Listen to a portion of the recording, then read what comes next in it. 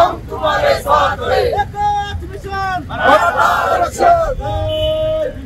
जय शिवराय। मराठा समाज बांधव मोठ्या संख्येनं मुंबईला जाण्यासाठी आता आंतरवलीला जात आहेत। मराठा योद्धा मनोज जरांगे पाटील यांची बीड जिल्हा ही भूमी आहे आणि पहिला मुक्काम त्यांचं जन्मस्थान त्यांचं मूळ गाव असलेल्या मातुरी इथं होणार आहे। त्यामुळे प्रचंड संख्येने मराठा बांधव फोर व्हीलर असतील, टू व्हीलर असतील, ट्रॅक्टर असेल, ट्रक असेल किंवा आपल्या वैयक्तिक काही गाड्या असतील, मिळेल त्या वाहनानं आहे त्या परिस्थितीत राहण्याचं, जेवणाचं सगळं साहित्य, दैनंदिन ज्या गरजाचं साहित्य आहे ते सगळे घेऊन आंतरवली सराटीकडे आज समाज बांधव निघत आहेत। महिला असतील, वृद्ध बांधव असतील किंवा लहान मुलं असतील, सर्वजण मराठा समाजाचा आरक्षणाचा प्रश्न जो आहे तो सोडवण्यासाठी, मुंबईवरनं आरक्षण आणण्यासाठी आम्ही सगळेजण मनोज जरांगे पाटील यांना बळ देण्यासाठी बीड जिल्ह्यातून प्रचंड ताकदीनं निघालेलो आहोत।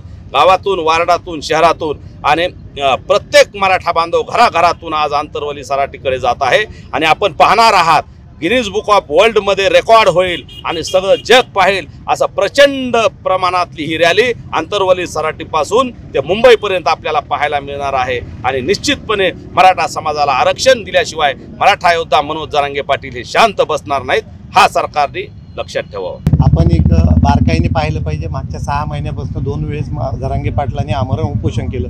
दोन्ही वेळेस सर्वपक्षीय असेल सरकारमार्फत विनंती करण्यात आली, पहिल्या वेळेस 30 दिवसाचा वेळ द्या, जरांगे पाटलांनी स्वतः त्यांना 40 दिवसाचा वेळ दिला, परत उपोषणाला बसले, परत सरकारने विनंती केली की आम्हाला अजून थोडा वेळ पाहिजे, 2 महिन्याचा वेळ त्या ठिकाणी दिला। 2 महिन्याचा वेळ हा 24 डिसेंबरला संपला होता, त्या तारखेपर्यंत सुद्धा सरकारने फक्त वेळ काढूपणा केला आहे। त्या ठिकाणी सरकारने कुठली ठोस भूमिका त्या ठिकाणी न घेतल्यामुळं हा निर्णय घ्यावा लागला। बीडच्या 23 तारखेच्या इशारा सभेमध्ये त्या ठिकाणी जाहीर करण्यात आलं की मुंबईला जाण्यासाठी आम्ही 20 जानेवारीला त्या ठिकाणी मुंबईला जाण्यासाठी निघणार आहोत। पायी दिंडी त्या ठिकाणी मुंबईकडे रवाना होईल आणि यावेळेस मात्र नक्कीच आरक्षण घेतल्याशिवाय आम्ही मुंबईमधनं बाहेर निघणार नाहीत। सरकारला यातून जाग आली पाहिजे की आता आता जी संख्या आहे त्यामध्ये खूप मोठ्या प्रमाणात मुंबईपर्यंत जाऊस वाढ होणार आहे आणि कमीत कमी 1 ते 1.5 कोटी लोक त्या ठिकाणी आम्ही मुंबईमध्ये पोहोचणार आहोत। यानंतर सरकारने विचार केला पाहिजे की याचा परिणाम काय होईल, अर्थव्यवस्थेवर काय परिणाम होईल। मुंबई ही महाराष्ट्राची नव्हे तर देशाची राजधानी आहे,